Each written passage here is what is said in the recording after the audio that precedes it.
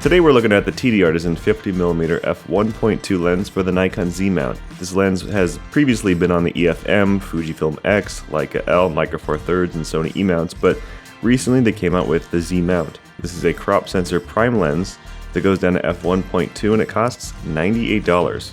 The lens itself is full metal. It's nicely built, the focus ring is well dampened, it's smooth. The aperture ring is not smooth because it's clicked, and that's actually pretty cool because you can really feel when you're switching in between apertures. The aperture ring itself is in front of the focus ring, so that's a little bit different than other lenses, and I would say it's also a lot smaller than other lenses. Turning the lens toward the camera and adjusting the aperture really shows off the unique look of the aperture blades, those 10 blades, when you stop down to f4 and beyond, and that's something that you definitely see in the Bokeh. And I gotta say, once this is on the camera, it is secure. There's no play in the mount. It scratches that itch for a pancake lens that I've been looking for the Nikon Z6 that really isn't out there yet.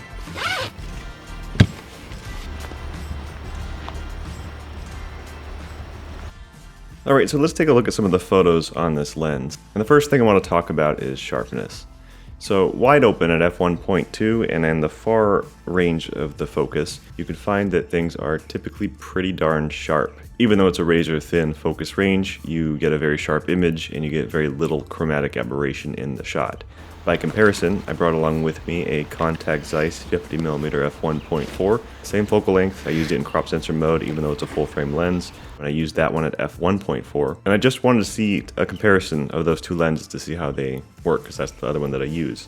And I found that on the Contax there's a lot more chromatic aberration. It's about the same sharpness, but it has some more of that magenta going on there. This is another example of that far field focus, and you can see that at f1.2 it is very sharp, especially for a $98 lens. This is pretty darn awesome for f1.2. Here's another example. This is of the tree trunk, and you can find that the trunk here has all that texture, all that contrast and detail. It's not blooming. There's a little bit of magenta going on here, but it's very minimal and something that can be minimized in Lightroom. Here's yet another example. That's nothing to complain about that.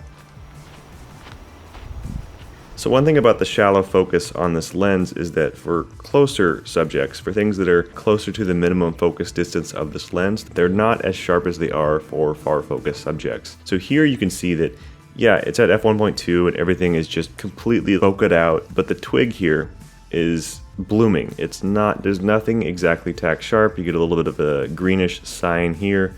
This is what's supposed to be in focus and it's not. It's got this bloom around it, and it's a hazy, greasy bloom. For things that are closer, you never really get those closer things in focus. That performance is just not very good. So I have some more examples. At close focus, this leaf here is never quite fully in focus. It's got this blooming around it that tends to muddy the texture and get rid of some of the contrast. When the subject that you're focusing on is far away, you get nice, sharp imagery. Here's another example here with a lot of good separation from the background. And here's one more example, and you can see here that these flowers are nice and sharp, got lots of detail, lots of texture going on there. The stick here has no detail loss and there's no blooming happening here. So when you get close to the minimum focus distance of this lens, the focus performance goes down. It's not as sharp, you get this greasy, muddy, ghosting look to it and you lose some texture. So let's talk about bokeh on this lens. It's round, there's no onion skinning, and it's very low contrast, low texture. It's not very noticeable. And for comparison, I took the same shots on the Contax Zeiss lens, which has a lot more texture and a lot more going on in it. And of course they have different purposes and different uses, but it's a really good comparison to show the two. So here's a few shots with the TTArtisan 50mm, and you can see the nice round circles going on here.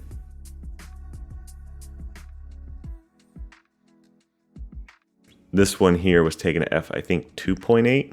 You can see that they're very soft, they're roundish, but they have this star-shaped pattern. But once you switch over to the Contax, everything sharpens up and becomes a lot more noticeable, and you have this six-sided hexagonal shaped bokeh that really stands out. Again, different lenses, different purposes, but you can see here, this is the Contax lens, and here, this is the TTArtisan 50mm lens. Here's another example comparing the bokeh with the Contax lens. This is the TTArtisan at 50mm, and this is the Contax at the same focal length. And you can see going back and forth, here's Contax, and then here is TTArtisan. One of the big things I see is there's no chromatic aberration happening on this sign or on the edge of the bark. Here's that again on the Contax. A little bit of aberration happening here and also on the bark. It's very magenta. And the bokeh here has this kind of three-dimensional gradation to it. On the TTArtisan, it's very flat. And there's a little bit of cyan chromatic aberration happening on the edges of the bokeh balls. Here's another example. This is the TTArtisan lens, and by comparison, here's the Contax Zeiss. I just want to zoom in on the bokeh here. This is the Contax Zeiss. This is the TTArtisan. So big difference in level of contrast and dimensionality, I would say, of the bokeh. On the TTArtisan, it's very flat, it's very muted. It's kind of a modern, natural look to it. And on the Contax, it just stands out and asks for attention. It's there, it's three-dimensional. You see it. It's a very stylized look.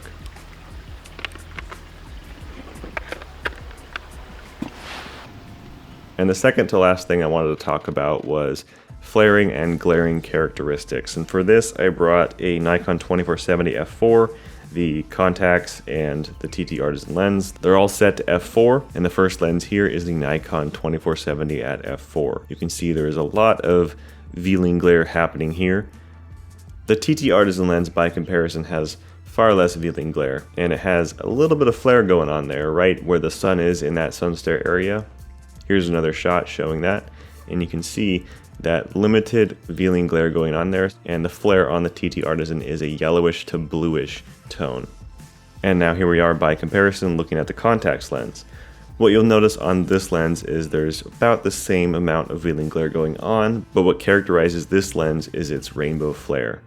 This is another shot showing that, and you can see the full rainbow happening, and then you have the sun right here.